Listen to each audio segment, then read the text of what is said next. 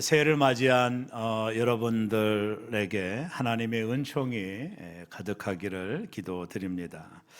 특히 2025년에 여러분 모두 다 정말 해피하시기를, 행복하시기를 간절히 원합니다. 저 2층도 새해 복 많이 받으세요. 세상 사람들은 복이라고 하는 개념을 옛날부터 우리가 서경이라는 책에 홍범변 편에 보면 세상에서는 복을 대개 5복을 얘기합니다. 5가지가 있을 때 복이 있다 이렇게 규정을 하는데요. 제가 책을 읽어보니까 그 첫째가 수입니다. 수. 그 다음에 둘째가 부고, 세 번째가 강령이고, 네 번째가 유호덕이라고 하고, 또 5번째가 고종명이라고 합니다. 이 5가지를 오복이다. 세상 사람들은 그렇게 이야기를 해요. 수라고 하는 것은 편안하게 장수하여 오래 사는 것, 그게 수고요. 그 다음에 부라고 하는 것은 물질적인 넉넉함을 가진 것을 말하고, 강령이라고 하는 것은 몸이 건강하고 마음이 편한 것, 복이죠. 그 다음에 네 번째 유호덕이라고 하는 것은 덕을 좋아하여 즐겨 행하는 것 이렇게 말을 하고요. 5번째 고종명이라고 하는 것은 제 명대로 살다가 편히 이 세상을 떠나는 것. 그래서 우리나라가 유교적으로 전통적으로 이 5가지를 오복이다 이렇게 이야기를 하고 있습니다. 근데 이 오복이 복이라고 하는데 세상 사람들은 이 복이 사람의 운에 따라 오기도 하고 안 오기도 한다라는 거예요.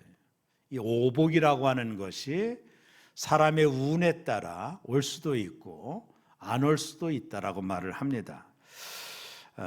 쉽게 말하면 운이 좋아야 이런 복이 온다라는 거예요. 참 난감한 문제죠. 내 노력과 내 수고가 아니라 운이 좋아야 이 복이 온다라고 생각을 하는 겁니다. 그래서 운이라고 하는 단어의 영어가 럭키라고 그러거든요. 행운이다. 이들은 이 행운이 오기를, 이 운이 오기를 사람들은 기다리는 것이죠. 근데 오복을 자세히 살펴보면 이 복을 주는 자에 대한 설명이 없어요. 이 복이 누구로부터 온다라는 설명 자체가 없습니다. 그저 운이 좋으면, 행운이 있으면 이 복이 나에게도 임할 수 있다. 그래서 세상 사람들은 이 복을 운수라고 합니다. 여러분 운수 대통 들어보셨죠? 이런 운수를 받아야, 운수가 대통해야 이런 복이 내게 임한다라고 생각을 하는 겁니다. 자, 이 복을 못 누리면 운이 없다고 생각하는 거예요. 나는 지지리도 운이 없어 이렇게 설명하거든요.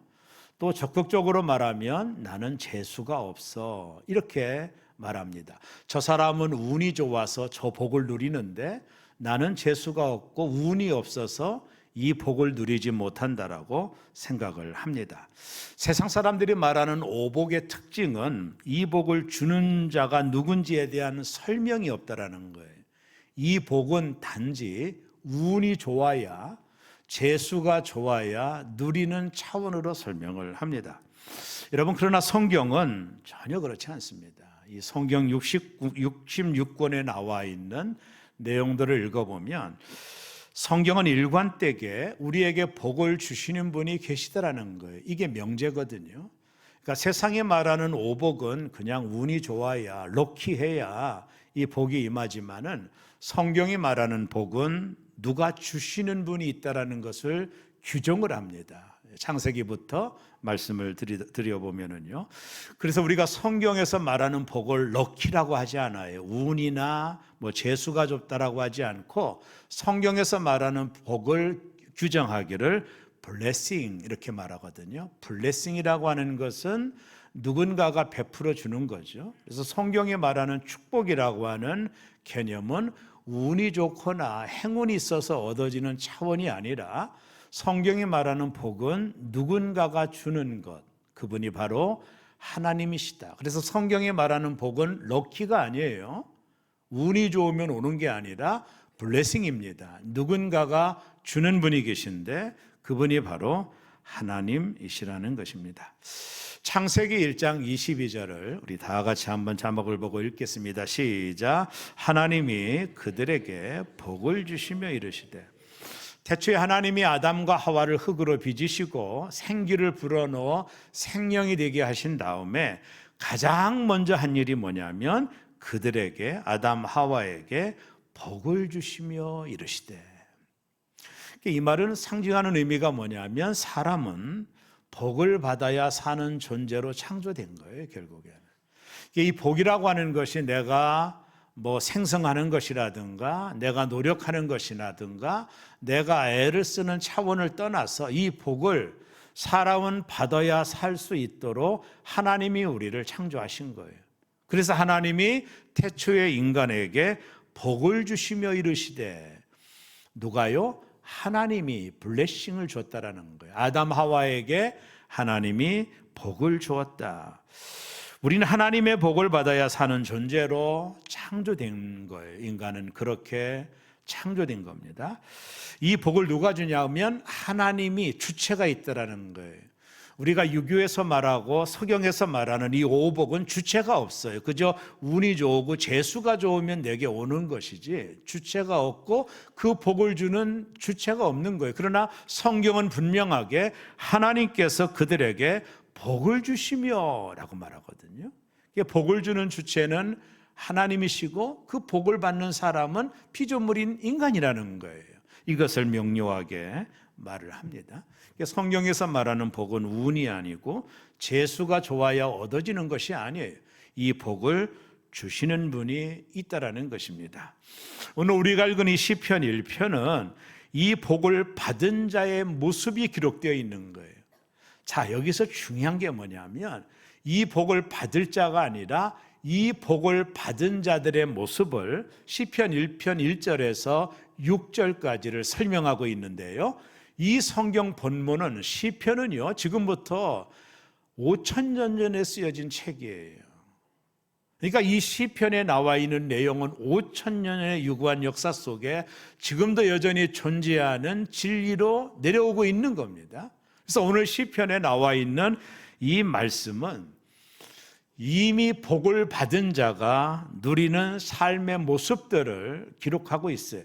이렇게 살아서 복을 받는 것이 아니라 이미 복을 받은 자들이 이런 삶의 태도가 있다라고 설명하고 있는 겁니다. 오늘 시편 1편을 설명할 때 중요한 세 가지 동사를 주목해 보면 되는데요. 첫째가 따르지 않고, 둘째가 서지 않고, 셋째가 앉지 않고입니다. 오늘 세 가지를 가지고 복 있는 자들의 삶의 모습이 어떠한 것인지를 한번 나누기를 원하는 겁니다. 첫째는요, 따르지 않는 자가 복을 받은 사람이라는 것입니다. 자, 무엇을 따르지 않는 자죠? 이어서 시편 1편 1절은 이렇게 설명을 하고 있군요. 다 같이 읽습니다. 복 있는 사람은 악인들의 꾀를 따르지 아니하며. 자, 복 있는 사람은 누구냐면 악인들의 꾀를 따르지 않는 자가 복 있는 사람이라는 거예요. 내가 복 있는 사람이라는 증거가 뭐냐면 악인의 꾀를 따르지 않는 것이라는 거예요. 자, 여기서 말하는 이 악인이라는 말이 히브리어로 레샤임 이렇게 하거든요. 히브리어로 레샤임. 이 말은 뭐냐면 하나님의 말씀을 따르기를 거부하고 자기 자신의 생각과 결정과 가치관대로 이 땅을 살아가는 모든 사람을 가리켜서 성경은 악인이라고 규정하고 있다는 겁니다. 하나님의 말씀이 삶의 주체가 아니요, 하나님의 말씀을 따라가는 것이 인생의 방향이 아니요, 하나님의 말씀이 내 삶의 가치관으로 정착된 것이 아니라 이 악인은 뭐냐면 하나님의 말씀을 따르지 않고 내 생각, 내 결심, 내 가치관대로 이 땅을 살아가는 사람들을 총체적으로 성경은 악인들이다 이렇게 말을 하는 겁니다. 복 있는 사람은 누구냐면 이런 악인들의 꾀를 따르지 않는 자가 복 있는 사람이라고 규정을 하고 있는 것입니다. 여러분, 하나님을 모르는 사람들이 세상을 살아가는데 얼마나 꾀가 많은지 모릅니다. 얼마나 영특한지 몰라요. 얼마나 교활한지 모릅니다. 그래서 일시적으로 성공도 하고 출세도 해요. 어떤 때는 부와 명예와 권력을 얻기도 합니다. 그러한 결과를 보고 신자들 중에서는 세상 사람들이 살아가는 모습대로 살아가는 성도들이 있다라는 거예요. 왜냐하면 그들이 그렇게 살아야 성공하고 출세한다라고 우리를 꾀기 때문에 그렇습니다. 이 꾀에 함몰되어서 그 꾀를 따라가는 사람들은 복 있는 사람이 아니라는 거예요. 잠언 1장 10절은 명료하게 이 부분에 대하여 설명합니다. 다 같이 읽습니다. 내 아들아, 악한 자가 너를 꾀일지라도 따르지 말라. 명령입니다. 악한 자가 하나님의 말씀을 따라 살아가지 않는, 세상이 기준이 되고 자신의 경험과 지식이 기준이 되어 살아가는 사람들을 결코 따라가면 안 된다라고 권면을 하고 있는 것입니다. 여러분, 악인들은 하나님의 말씀이 기준이 아닙니다. 자신들의 지식, 자신들의 생각, 자신들의 가치관을 따라 이 땅을 살아가요. 꾀가 있고 영특하고 교활할 수 있어요. 그래서 얼마간의 성공도 있고 출세도 있고 권력도 얻을 수가 있는 것입니다. 이것이 세상 사람들의 삶을 살아가는 태도예요. 그런데 성경은 너무나도 명확하게 말씀합니다. 악인은 망하리로다입니다. 이게 성경의 해답입니다. 역사가 보여주는 성경의 해답은 악인은 망한다라는 거예요. 삶의 가치관은 언제나 자신의 이익과 이해득실의 기준에 따라 살아가는 자들, 하나님의 말씀이 기준이 아니요, 자신의 꾀를 믿고 자신의 생각과 경험과 가치관을 쫓아가는 자들이 바로 악인의 꾀를 쫓아가는 자들인데, 이들의 결론의 끝은 망한다라는 거예요. 성경은 우리에게 분명히 말씀합니다. 사람이 어떤 일을 계획한다 할지라도 그 일을 이루시는 분, 성취하시는 분은 하나님이시라는 거예요. 복 있는 사람은 누구냐면 이 악인들의 꾀를 따라가지 않는 자, 그게 복 있는 사람의 라이프 스타일이라는 것, 삶의 태도라는 것입니다. 자신의 생각과 자신의 경험과 자신의 가치관을 가지고 이 땅을 살아가는 것이 아니라 하나님의 말씀이 기준이 되어 말씀대로 살아가는 자가 복 있는 자라는 거예요. 2025년도를 시작하는 새롬에 사랑하는 교회 여러분, 여러분들이 2025년을 살아갈 때 이런 결심을 해야 됩니다. 하나님, 내가 경건하지 못한 사람들의 가치관과 조언을 따르지 않겠습니다. 내가 이 땅을 살아가는 삶의 방향과 삶의 목표가 세상 사람들의 가치와 철학과 지식이 아니라 나는 하나님의 말씀을 기준으로 삼고 그 하나님의 말씀을 쫓아 행하는 자로 이 땅을 살겠습니다. 2025년도 세상 사람들의 잠깐 보이는 성공과 출세와 저들의 명예와 권력을 쫓아 살아가는 삶이 아니라 나는 하나님의 말씀이 기준이 되고 하나님 말씀이 가치관이 되고 하나님의 말씀이 나의 삶의 스타일이 되어서 25년을 살아갈 수 있도록 나를 붙잡아 달라고 기도하셔야 됩니다. 2025년도 악인의 꾀를 쫓아가면 안 됩니다. 잠깐은 성공할 수 있지만, 잠깐은 잘 될 수 있지만 성경은 명료하게 말합니다. 악인은 반드시 망하리로다. 두 번째, 복받은 자는 서지 않는 자입니다. 어디에 서지 않는다라고 성경은 말합니까? 시편 1편 1절에 중반절에 나옵니다. 다 같이 읽습니다. 죄인들의 길에 서지 아니하며. 이게 복 있는 자라는 거예요. 죄인들의 길에 서지 않는다. 여기 죄인이 하타임이라는 히브리 단어거든요. 쉽게 말하면 하나님의 법에서 벗어난 자를 의미합니다. 하나님의 말씀을 떠나 세상 사람들의 생활 속에 아예 들어가 있는 사람들, 악인의 꾀를 쫓아 어느 순간에 악인들 무리 속에 서 있는 자를 말하는 것입니다. 거기에 서 있지 않는 자가 복 있는 사람이라고 말을 합니다. 이들은요, 수단 방법을 가리지 않고 이 땅을 살아가는 자들입니다. 삶의 목표와 방법이 잘못된 자들입니다. 목적을 위해 수단 방법을 가리지 않는 사람들을 말합니다. 이분들이 바로 세상 사람들입니다. 오늘 시편 기자는 복 있는 사람이란 그런 자들 편에 서 있지 않는 자들. 그래서 우리가 2025년도를 마음에 확증해야 됩니다. 2025년도 하나님, 죄인들이 그들의 일을 하는 자리에 서지 않겠습니다. 이런 자리를 피할 수 있는 지혜를 주시옵소서. 왜요? 악인들은 반드시 망합니다.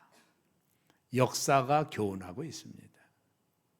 그렇기 때문에 우리가 죄인들의 편에 서지 않도록 하나님 나를 붙들어 달라고 기도하시고 2025년도를 살아가는 저와 여러분 되기를 주의 이름으로 축원합니다. 세 번째 복 있는 자가 누군지 아세요? 앉지 않는 자입니다. 어디에 앉지 않는 자일까요? 시편 1편 1절에 하반절은 이렇게 말합니다. 다 같이 읽습니다. 오만한 자들의 자리에 앉지 아니하고, 이 오만이라는 말의 히브리어가 레침이라는 단어를 써요.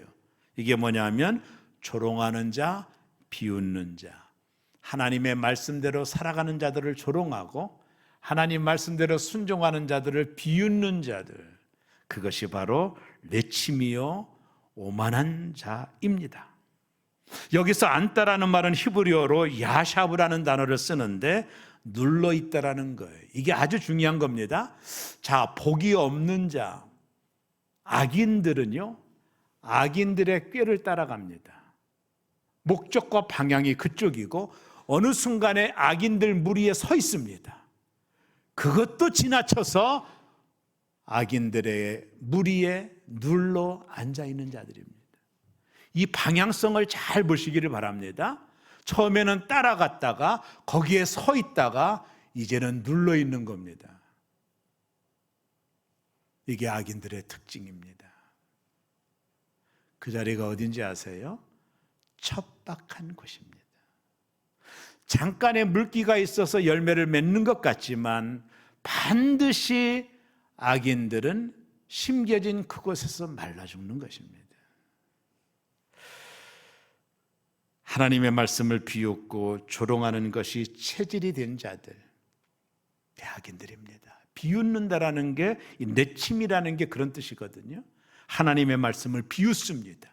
자신의 생각이 옳고 자신의 경험이 옳고 자신의 가치관이 오르면서 하나님 말씀을 비웃는 내침을 가진 자들이 오만한 자들입니다. 소돔 고모라가 멸망할 때 이 룻의 사위들이 하나님의 말씀을 농담으로 여겼습니다.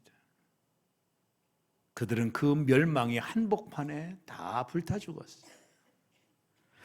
결국 여기서 나오는 세 단어는 점진적인 거예요. 악인들의 꾀를 쫓아갔습니다. 어느 순간에 그 악인들 무리에 서 있습니다. 그리고 이제는 거기에 앉아 있는 자들. 이 운동력을 보세요. 이 동사를 보세요. 다들 활동적인 겁니다. 그들은요, 척박한 곳에 심겨져 있는 겁니다. 어느 정도 물기가 있어서 열매는 맺겠지만 시간이 지날수록 더 이상 물기를 끌어올려 드리지 못해서 이 나무는 곧 고사하는 것, 성경은 그것을 망한다라고 표현하고 있는 것입니다. 사랑하는 교회 여러분, 2025년도가 척박한 땅에 심겨진 나무가 되면 안 됩니다. 2025년도 새롭게 모든 성도들은 그런 곳에 심겨지면 안 됩니다. 이처럼 복 있는 사람의 정체성이란 악인들의 꾀를 따르지 않고 죄인들의 길에 서지 않고 오만한 자들의 자리에 앉지 않는 자인데, 왜 그럴까요? 왜 그렇게 할까요? 그것은요, 복이란 하나님 자신입니다. 우리가 찬송가 28절에 보면 복의 근원, 강림하사 하나님이 복의 근원이라는 거예요. 자, 복이신 하나님이 우리 안에 계신 것입니다. 믿으십니까? 이것이 예수를 믿는 겁니다. 하나님은 복 자체인데 복이신 하나님이 우리 안에 계신 거예요. 그래서 우리가 복 있는 자가 된 것입니다. 이게 우리의 정체성입니다. 하나님이 우리 안에 계신 자들은 모두 다 복 있는 자가 된 거예요. 왜요? 복의 근원 되시는 하나님이 우리 안에 계시기 때문에 그렇습니다. 성경은 이것을 새로운 피조물이라고 이야기를 해요. 고린도후서 5장 17절은 성경은 이렇게 우리에게 전합니다. 그런즉 누구든지 그리스도 안에 있으면 새로운 피조물이라 이전 것은 지나갔으니 보라 새 것이 되었도다. 새로운 피조물이 되어 하나님을 모시고 사는 자는 어떤 삶을 살게 될까요? 쉽게 말하면 복 있는 사람은 어떤 삶을 살게 될까요? 하나님을 모시고 살아가는 복 있는 사람은 어떤 삶을 살게 될까요? 시편 1편 2절이 그 대답을 주고 있습니다. 우리 다 같이 한번 읽습니다. 시작. 오직 여호와의 율법을 즐거워하며 그의 율법을 주야로 묵상하는도다. 우리가 하나님 안에 새로운 피조물이 되었기 때문에, 우리 안에 계신 하나님이 계시기 때문에, 내가 복 있는 자가 되었기 때문에 하나님의 말씀을 즐거워하는 것입니다. 하나님의 말씀을 주야로 묵상하는 것입니다. 내 안에 계신 하나님을 즐거워하고 그분이 나에게 주신 하나님의 말씀을 주야로 묵상하는 것입니다. 이유는 새 생명으로 거듭났기 때문입니다. 그래서 나는 나와 지금 함께 하시는 하나님을 즐거워하고 하나님을 사랑하기 때문에 복 있는 자는 이처럼 하나님을 즐거워하는 자입니다. 하나님을 즐거워하니 하나님께서 주신 말씀도 즐거운 것입니다. 말씀대로 사는 것이 부담이 아닙니다. 말씀이 하나님이시기 때문에 말씀을 즐거워하며 날마다 말씀을 묵상하는 것입니다. 소가 되새김질 하던 말입니다. 날마다 말씀을 낮은 목소리로 읊조리며 살아가는 것입니다. 사랑하는 성도 여러분, 저와 여러분이 하나님의 말씀을 얼마나 기뻐하는지 그분께 말씀드리셔야 됩니다. 저와 여러분이 하나님의 말씀은 결코 짐이 아니라 기쁨이 된다라고 말씀드려야 됩니다. 이유는 저와 여러분이 복 있는 자가 되었기 때문에 그렇습니다. 이런 자들은 어떤 모습일까요? 6,000년이 지나도 변하지 않는 이 시편, 어떤 자가 이런 자들의 결과가 어떨까요? 시편 1편 3절을 주목하셔야 됩니다. 시편 1편 3절을 우리 큰 소리로 다 같이 읽습니다. 그는 시냇가에 심은 나무가 철을 따라 열매를 맺으며 그 잎사귀가 마르지 아니함 같으니 그가 하는 모든 일이 다 형통하라. 아멘. 시냇가에 심은 나무란 척박한 땅에서 시냇가로 옮겨 심은 나무입니다. 나무는 스스로 심겨질 수가 없습니다.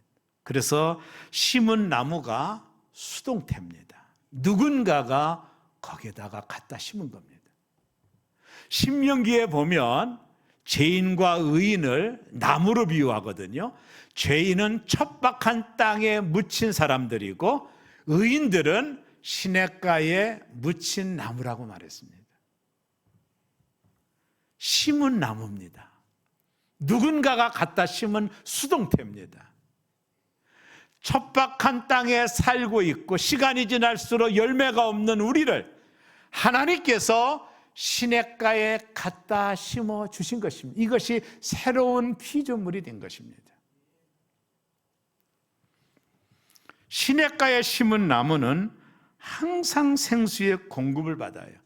팔레스타인 지방에 가면 와디라는 게 있거든요. 한번 비가 왔다가 비가 안 오면 땅이 메말라서 나무가 살지 못하는 곳을 와디라고 말하는데, 여기서 나오는 시냇가는 와디가 아닙니다. 지하수가 풍성해서 사시사철 언제나 양분을 흡수할 수 있는 그곳, 그것이 시냇가에 심은 나무인 것입니다. 그러니 이 나무는 철을 따라 열매를 맺는 겁니다. 가뭄이 와도 Don't worry, 걱정이 없습니다. 언제나 양분을 흡수하는 그곳에 하나님이 갖다 심은 나무이기 때문에 그렇습니다. 나무의 목적이 뭐죠? 열매를 맺는 겁니다. 여러분, 나무는 열매를 맺어 자신이 먹지 않습니다. 이 땅에 존재하는 모든 유실수의 나무들은 열매를 맺지만 나무 자신이 그걸 먹지 않습니다. 나무가 맺는 모든 열매는 이타적인 것입니다. 누군가에게 배고픈 누군가에게 양식이 되어주고, 그리고 돈이 없는 자들에게 열매는 상품이 있어서 팔아서 돈을 주기도 하고, 나무는 모두 다 이타적이지 자신이 맺은 열매를 자기가 먹지 않습니다. 보네포 같은 신학자는 이 부분을 성도는 이타적인 존재라고 말을 했어요. 나무는 자기가 맺는 것을 자기가 먹지 않아요. 성숙이라는 게 뭘까요? 이타적이 되는 겁니다. 악인들은 이기적입니다. 자기밖에 모르고 자기가 목적이지만, 성숙하다라는 게 뭐예요? 이타적이 되는 겁니다. 나로 인하여 누군가가 축복을 받게 하는 인생이, 그게 성공한 인생입니다. 나이가 들면 어른이 있고 노인이 있습니다. 노인은 생물학적인 나이예요. 시간이 지나면 우리 모두 다 노인이 됩니다. 근데 어른이 있어요. 어른. 노인이 아니라 어른이 있습니다. 어른은 우리가 존경하는 사람을 어른이라고 해요. 다 노인이라고 존경받는 게 아닙니다. 어른이 있어요. 교회도 어른이 있고요. 어디를 가든지 어른이 있습니다. 지금 우리나라가 어려운데 어른이 없기 때문에 그렇습니다. 여러분, 연세가 있으면 꼭 기억해야 될 게 있습니다. 입은 닫고 지갑은 열어야 됩니다. 그래야 어른이 됩니다. 이걸 거꾸로 하니까 어른이 못 되는 겁니다. 지갑은 닫고 입만 열면 다 싫어합니다. 어른은 이타적이 되는 겁니다. 남에게 도움을 주고, 남에게 유익을 주고, 남을 섬기고, 남의 말을 들어주고, 이게 어른입니다. 노인은 그렇지 않습니다. 어른이 된다는 건 이타적이 되는 겁니다. 사람은요, 자기가 맺는 열매를 자기가 먹는 게 아니에요. 내가 맺는 열매를 누군가에게 주는 것으로 우리의 인생의 목적을 삼는 거예요. 자, 그렇다면 지갑을 여는 거죠. 베풀고 섬기는 삶. 내가 성공하는 목적, 출세하는 목적이 내가 먹으려고 하는 게 아니에요. 그건 어른이 아닙니다. 어른은 존경받는다라는 것은 베풀고 섬기고 나누는 삶을 사는 것입니다. 입은 닫고 지갑을 자꾸 열면 어른이 되는 것입니다. 새로운 기회 2025년 어른들이 많아지시기를 주의 이름으로 축원합니다. 아멘이 작습니다. 어른들이 많아지시기를 주의 이름으로 축원합니다. 가끔 점심도 한번 대접도 좀 하세요. 어른은 지갑을 여는 겁니다. 입은 닫아야 됩니다. 제가 이번에 손자 둘이 일주일 동안 왔다 갔는데 돈 무지막하게 썼습니다. 매일 여기 다이소 가가지고 장난감 엄청 사줬습니다. 옷도 사줬습니다. 아무 말도 하지 않았습니다. 칭찬해주고 귀여워해주다 보냈어요. 전화가 왔더라고요. 다이소 할아버지 잘 있느냐고. 그런 전화 한 통 받으려면 입은 닫고 지갑은 열어야 되는 것입니다. 나무는 자기가 맺은 열매를 자기가 먹지 않습니다.